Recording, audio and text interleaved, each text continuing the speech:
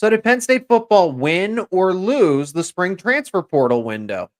Honestly, I think they're winners because it could have been a lot worse.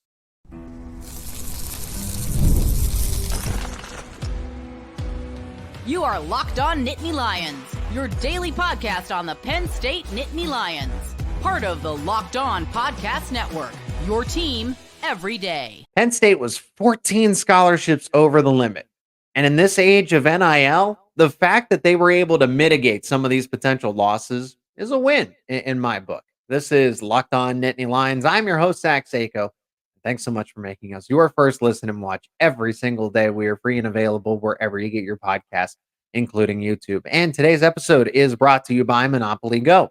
Game off, we got to talk more about Monopoly Go. This fast-paced game lets you team up with your friends for tournaments to unlock awesome prizes like unique stickers for trading, cool playing pieces, and hilarious emojis for taunting your friends. So download Monopoly Go now free on Google Play or the App Store.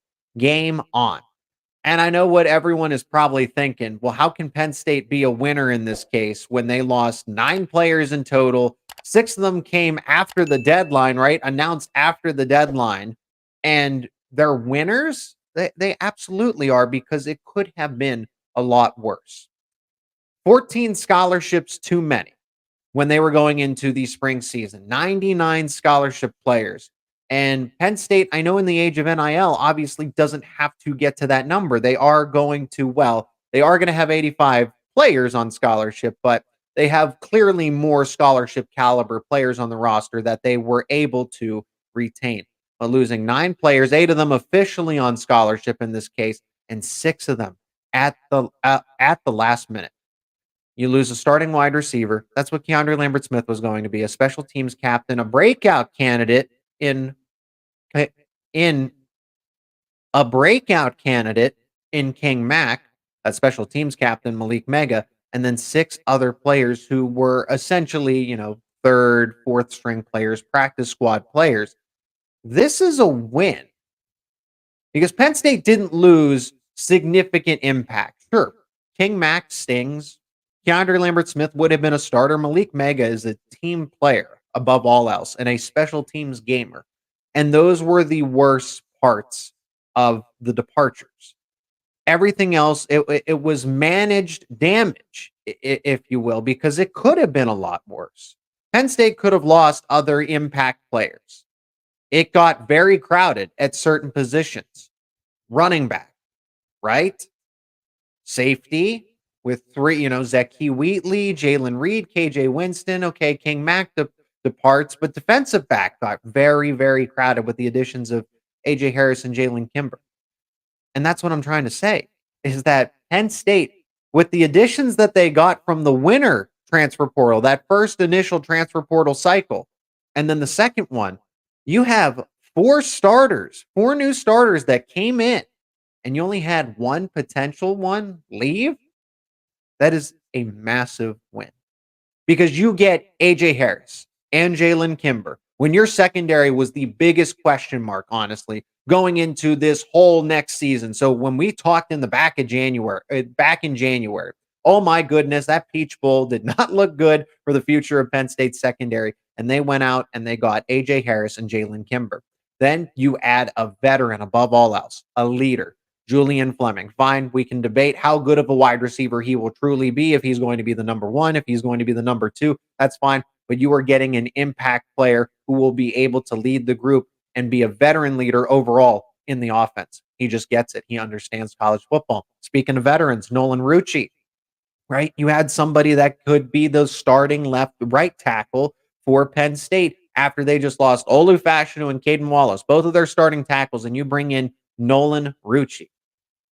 And the biggest loss at the end of the day was KeAndre Lambert-Smith and King Mack. Again, King Mack would have been a very good player in just a matter of years' time. I think he would have been a great asset for the 25-26 team.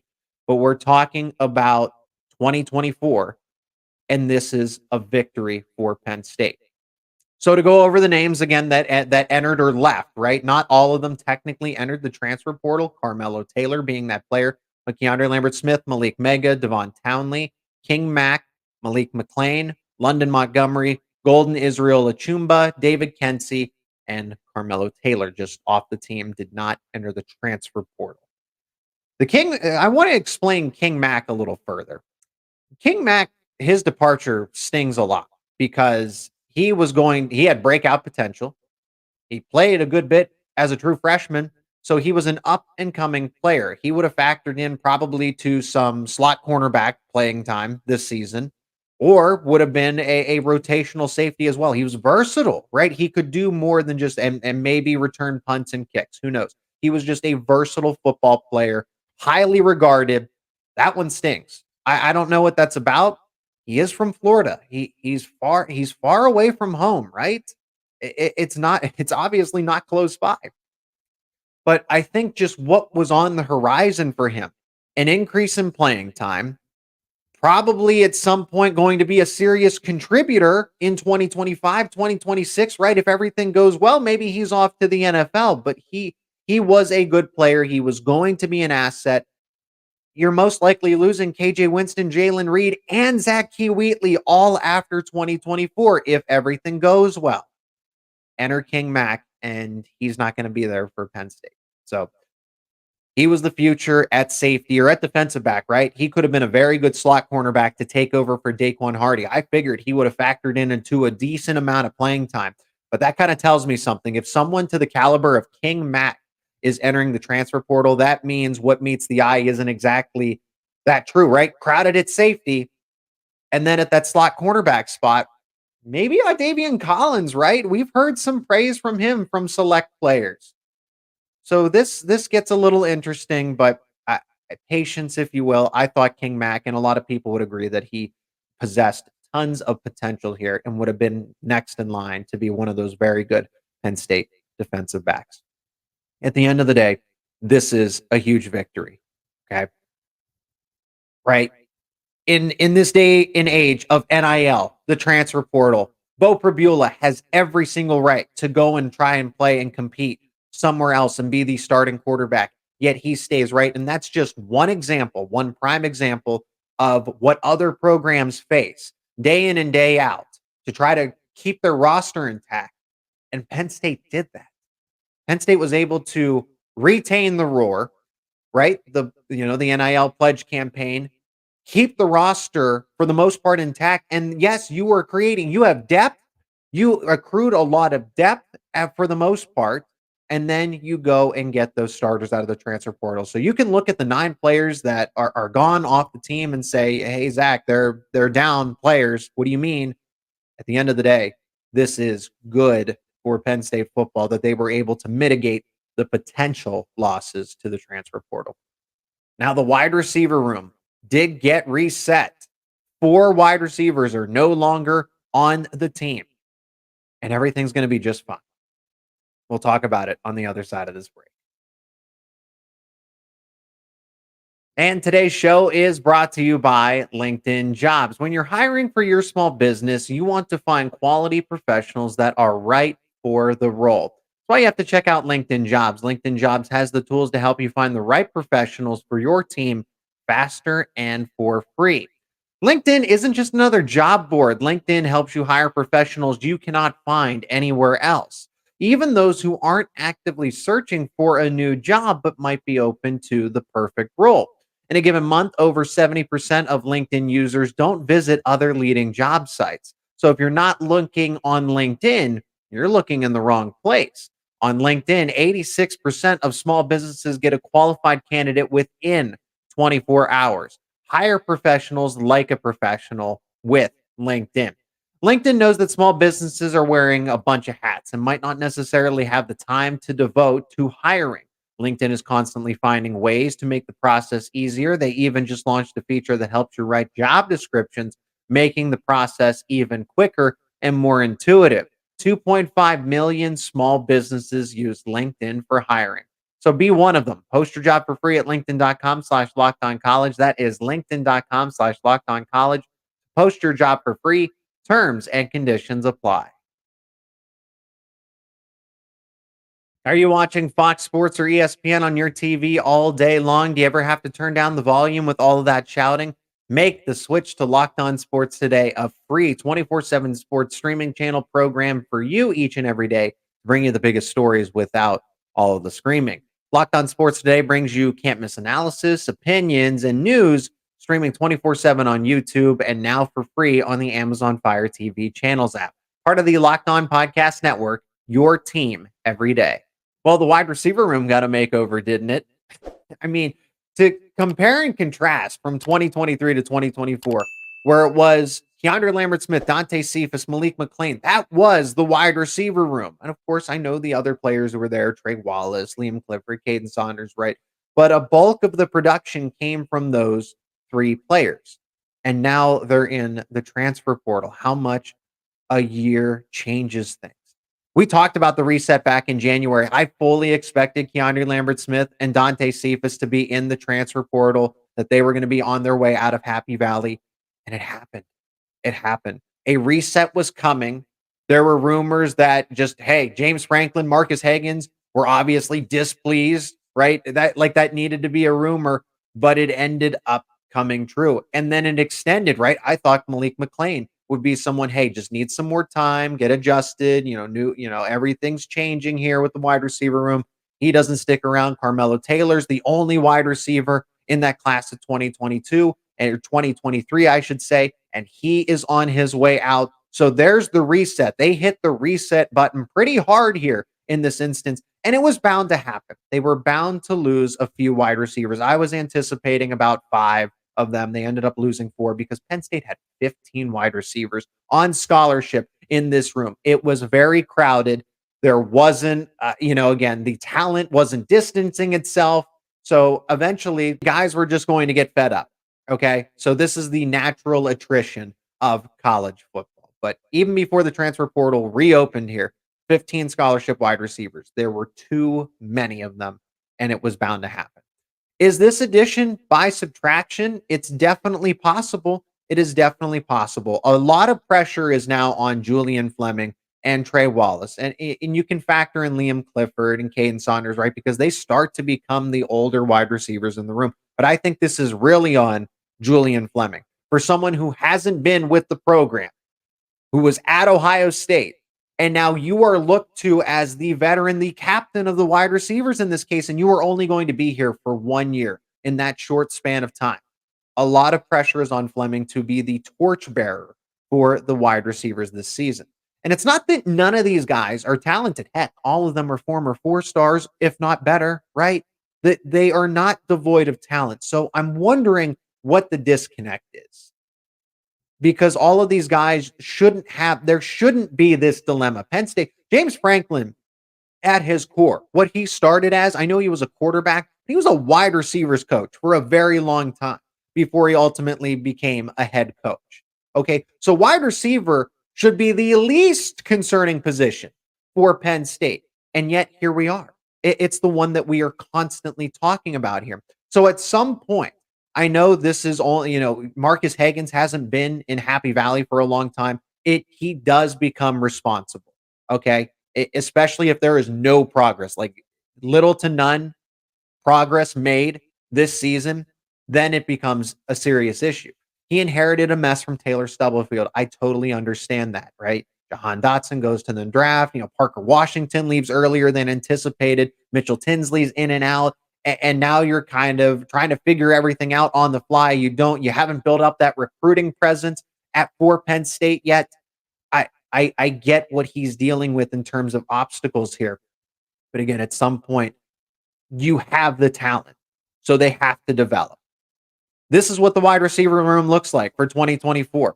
Julian Fleming is the guy that you get out of the transfer portal. You have Trey Wallace, Caden Saunders, Liam Clifford, Mari Evans, Anthony Ivy, Tyler Johnson, and Mekhi Flowers. And to be honest, I was anticipating, or I wouldn't have been surprised, maybe not anticipating. I wouldn't have been surprised if Anthony Ivy or Tyler Johnson or Mekhi Flowers ended up entering the portal, right? It was almost a crapshoot.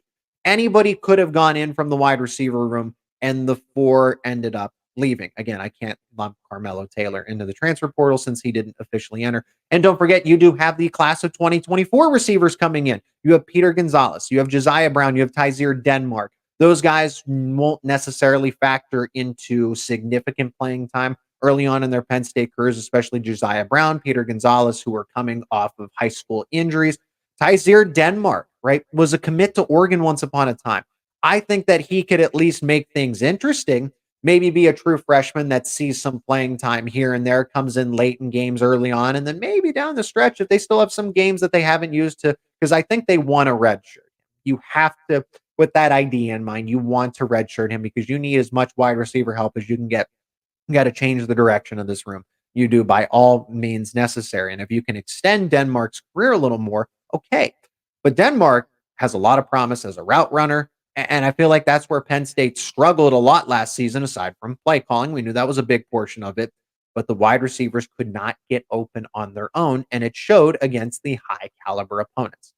So your departures, KeAndre Lambert-Smith, Malik Mega is a wide receiver, even though he's known more for his special teams capabilities. Malik Mega, Christian Driver that first time around, Dante Cephas in that first portal window, and Carmelo Taylor. These losses, Penn State can overcome. At the end of the day, they can overcome these losses. I like the wide receiver room. I think more opportunities should be had for guys like Amari Evans, Liam Clifford.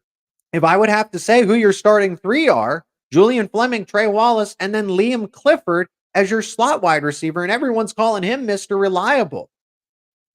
Caden Saunders will factor into a good amount of playing time. Amari Evans, they will have a rotation in at the wide receiver. It's not going to be just those three. I think all of these guys are due for some playing time. The freshmen will sit back and they will learn. But that's what the wide receiver room looks like, and it is fine. It is okay. I think with the play caller in Andy Kotelnicki that is coming in, he will be able to scheme some additional things up. It will build some confidence with Julian Fleming. We know how Fleming is as a blocker. He is going to aid in the run game now. The wide receiver room is fine, if not better than what it was in 2023 based on other circumstances. So what happens next now? Transfer portals closed, the deadline's passed. You can still get some commitments if possible. So what will happen next? Nothing. Nothing's going to happen next. We'll talk about it more on the other side of this break. And today's episode is also brought to you by Monopoly Go. All right, game off. We got to pause here to talk more about Monopoly Go. And I know what you're thinking. I know what you're saying. Flag on the play. You've talked about that before, but there is just so much good stuff in this game that I have to tell you about. In Monopoly Go, you can team up with your friends for timed tournaments where you work together to build up each other's boards. The more you win together, the more awesome prizes that you unlock. And there's so much to get. Unique stickers that you can trade with your friends to complete albums for big prizes. Cool new playing pieces to travel the boards with, and hilarious emojis when you want to taunt your friends after you smash their buildings or heist their vaults. Plus, Monopoly Go feels new and exciting each and every day with constantly changing tournaments and challenges. A ton of them actually include their own mini games like digging for treasure.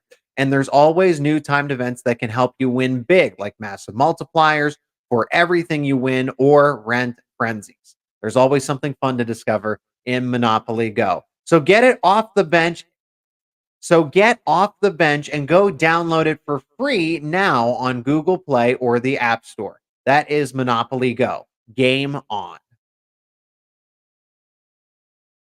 Penn State is stuck. Nothing's going to happen next when it comes to the transfer portal here. They're still over the scholarship limit, not as many as 14, right? But still 6 over. Yes, I know they can convert those scholarships to NIL bonuses and see if they can lure anybody out of the transfer portal. But that does not matter. Okay. That does not matter. I understand where we are in the age of college athletics is that you don't need a scholarship to pay for an education. And that is great, right? You can still give student athletes an opportunity to go to have a full ride, even though they're not technically on scholarship, right? But in the case of football, men's basketball, right, trying to find an impact player, or any sport, trying to find an impact player, good luck trying to tell that player that they cannot have a full ride to whatever school. It doesn't matter if it's Penn State, Ohio State, anything else. Okay, then. So you bring in said player, right? And then what do you have to do? You have to take away somebody else's scholarship. Penn State is how does that look? Taking away somebody else's scholarship because you found somebody else better in the transfer portal, especially when you didn't have that conversation up front. That's not a good look. And that's how players exit and other players lose morale, right? For the most part, for 100%, these guys all stand by James Franklin. The players, a majority of them, a strong for over the past decade, really stand by James Franklin in the way that he conducts this program. You, not all of you at home may like James Franklin, but like 99% of the players that do stand by his side and have no criticisms of him. That's a very select few. But that's how you start that. You don't have an honest conversation. You pull the rug out from somebody under somebody, and you take away a scholarship right like that. Best case scenario is that you get a veteran and it's from a smaller school that is willing to take that NIL bonus. Okay. So somebody that's going to be rotational, you're not going to find an impact player at this point in time. With where Penn State is in terms of the scholarship count, NIL, but Penn State did what it could. They're done with the portal. They're done with the portal here. You can't have anybody else enter. Nobody else is going to join this team. They did what they needed to do. It could have been much worse. They could have dealt with a bigger wave of trouble, and they kept the roster under control. I'm impressed. You land four potential starters out of the first transfer portal window going into spring football, and then you only lose one in KeAndre Lambert-Smith.